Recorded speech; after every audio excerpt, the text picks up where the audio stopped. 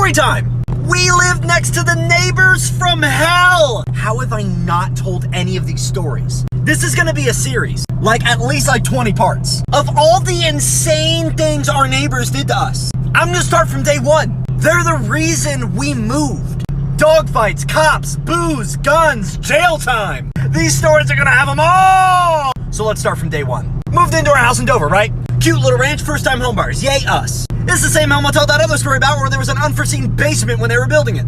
How it all aligns. First day our neighbors came over to say hi to us. Well, the female did. And if you need a reason why she was crazy, her last name was Tiger, like the animal. And she was 70 in age and in weight. And so I opened the door and I was like, hi, you must be the neighbor. She handed me a plant and proceeded to talk for 2 hours. Being the first interaction, I couldn't be rude, but she talked forever. And reeked of whiskey. So it's the first couple months and things are quiet. Except for my neighbor that likes to come over and talk to me about anything and everything for an hour almost every day. And sometimes she'd be drunk in the morning and come and walk over and knock on her door in the morning when I'm sleeping because I'm on night shift. Now, if you understand, I did not get up to get the door. I didn't get the door because I needed sleep. Pretty reasonable thing, right? Well, after 3 straight days of me not answering, we received a text from our neighbor. Super long message basically detailing how disappointed she was in me that I wasn't opening the door for her. I kindly explained to her that I did enjoy talking to her, I didn't, and that I was sleeping from my night shift and I couldn't answer the door. 2 months go by. Not a peep from these people. And my wife and I, we don't cause much ruckus. We hardly ever have people over, we're very to ourselves, we're very easygoing neighbors. But pretty soon we find out crazier than our neighbor was our neighbor's dog. And this event would be the starting block to the insanity that would ensue for the next 1.5 years. So we've been in the house now for a few months.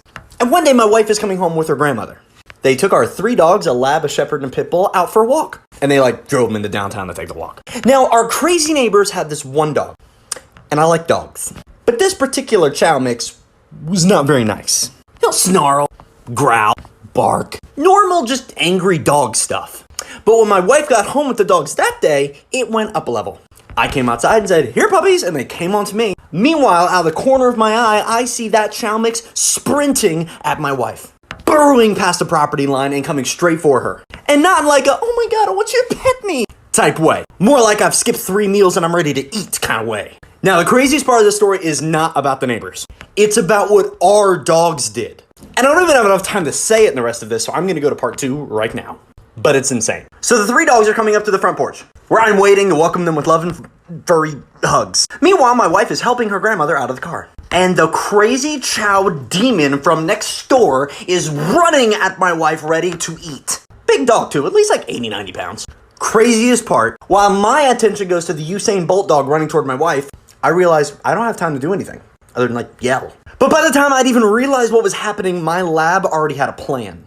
Our yellow lab, our cute little furry never hurt anything lab, scared of thunderstorms and doesn't eat certain foods lab, did a full 180, shout out that TikTok song, and ran like a bullet to cut off that other dog. When I tell you she dolphin nose dived into the side of that dog, I am not lying. With only about 10 feet to go before that dog got to my wife, our lab T-boned that chow, sending it rolling, and then our other 2 dogs helped chase it off the property. So we got a fence, and our neighbors didn't like that. So we decided to get a fence. We were broke though, so it was literally 4x4s and thick chicken wire. Our neighbors took huge offense to this, writing me this very long nasty text about how us young people are so stuck up not allowing our dogs to play with theirs. Now I like to go above, high road. But I wrote back, your dog tried to attack my wife and her grandma last week. And she didn't reply. But what she did do was arguably a little bit worse. She took out 2 foldable lawn chairs while we weren't home one day and set them up on the back corner of her property. Why is that weird, you may ask? Because now anytime we would go outside in our nice fenced-in yard, which was see-through, her and her husband would gallivant outside and sit there in the chairs and watch us. And legally, there's nothing wrong about that. And legally, there should be something wrong with that. Anytime we went outside, they would go outside too. Drinking to the point where they would start screaming at our dogs if we went inside. And the police told us we could only file a complaint if it was past 10 p.m. for a noise ordinance. Otherwise, they had a right to just yell. That mask did a number on my nose. So we couldn't call the police on these people. Though showing stalking behaviors, the cops said they were fully within their legal rights to sit on their own property line and watch us outside. At one point, I walked to the back of the property on the property line and over the fence said, "What are you doing?" And that's when the husband really got on my bad side.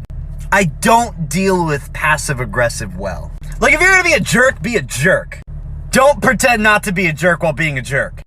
He made eye contact with me, gave me this little tiny smirk and said, I'm just enjoying my day. And that was the moment I stopped taking the high road. A little bit. I like deviated onto the middle road. We aren't all the way there yet. I was like, it would suck if you guys couldn't enjoy your day anymore. And we contacted a lawyer. Listen, guys, I wasn't home most of the time. Wife was alone for a large portion of the day. Did I think these guys would do anything violent? No. But I also didn't think they'd set up lawn chairs and watch us all day. And here's what our lawyer told us to do. We met with the lawyer over the phone. We went over a lot of what had happened, and only the major parts I'm telling you guys about. There are some small things in between. And he said, does their dog come to your front yard anymore? And I say, yeah, like almost every time I pull up from work, that dumb dog's in the front yard. And he only gets dumb and aggressive when it's my wife getting out of the car. When I get out of the car, he gets out the way. He said, fantastic, do you have a camera? I have one on my phone. No, on the property, dummy. And we did, we had like a doorbell camera. He said, next time you get a video of their dog on your property, call animal control.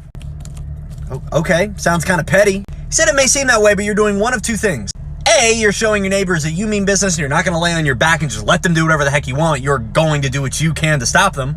And B, if this continues to get crazier, you're building a case with law enforcement showing that you've been trying to get them to stop. So, I came home from work the next day and lo and behold, Scruffy was on the lawn. Aren't you cute? We talked with our lawyer.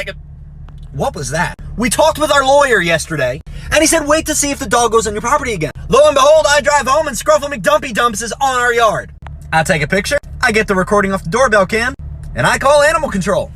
Now, I did not call animal control when their dog about attacked my wife and her grandma. So I feel we're even. Animal control comes out, and they get a warning. I'm like, cool, no one got in trouble, no fines, but animal control guy said if it happens again, you call, they've gotten their warning, it'll be a $1,000 fine next time. Whoa. 1,000 buckaroonies. That's a lot of toaster strudels. So I had a lot of power now, but I didn't want to use it. Until later that day, when we went outside for a bonfire, and they took up their positions in the lawn chairs.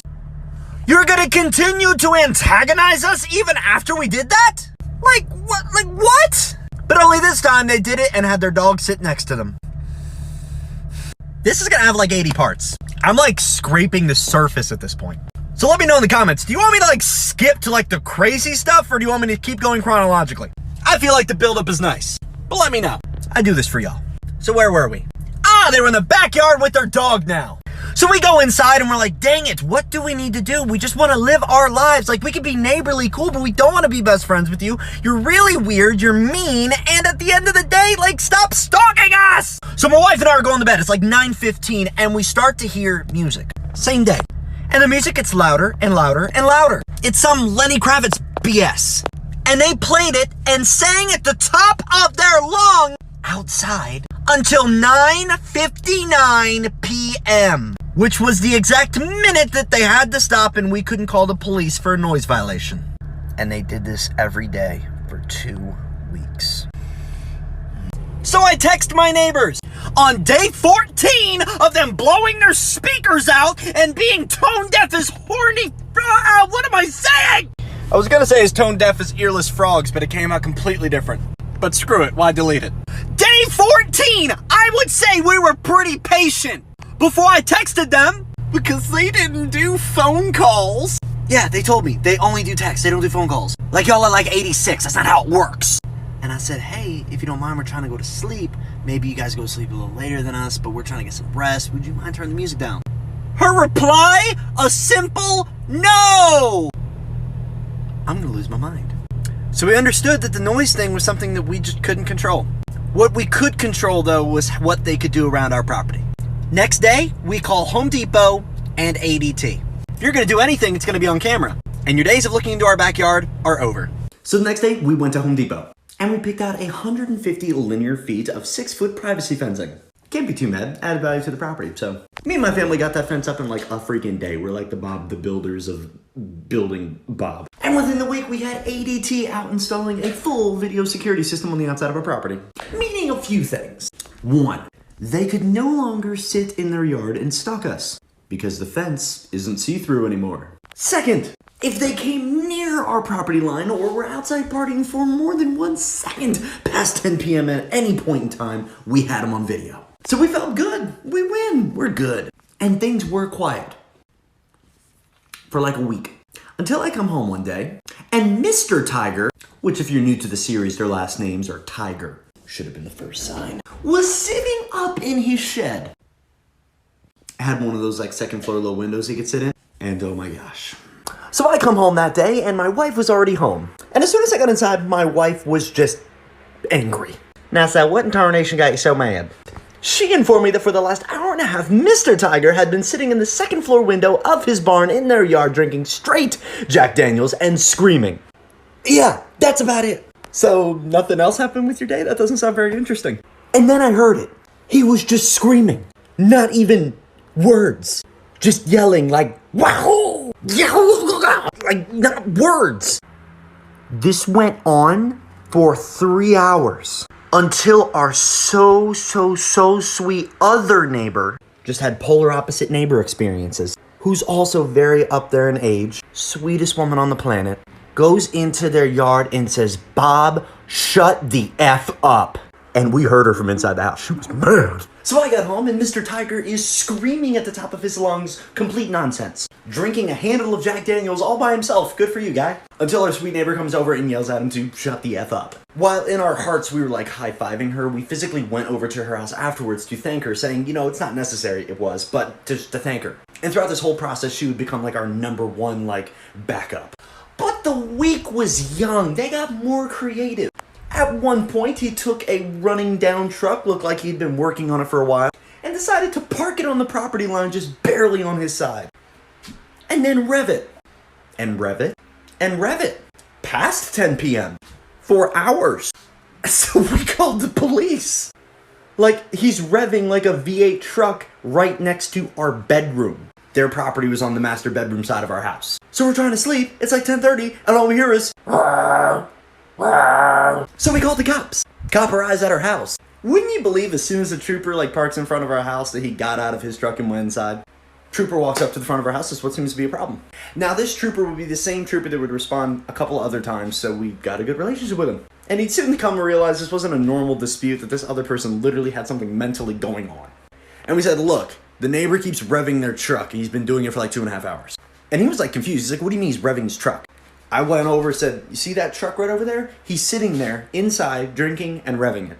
And it's loud. And you can understand with him just getting like the first touch of this story, he's like, oh, come on guys, this is a little petty. And I'm like, no, I don't have hours to go and tell you about everything that's gone up until this point. Can you just like tell them to stop? And so the trooper ended up going over, talking to him, and then the truck thing was gone.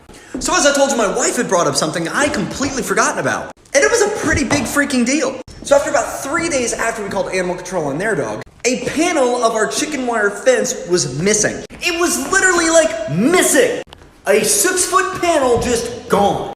So we were like, what? And this was before we had the ADT security system installed, because again, I'm backdating a little bit. We're like, no way they came into our yard and cut a full panel of our fence. So we called the police, not to have anyone arrested, but just to have it on file that it happened. So if we ever were to find out what happened, we would have a police report on file. It's what we were told to do by like our parents and stuff. And so a couple days after that, something else had happened.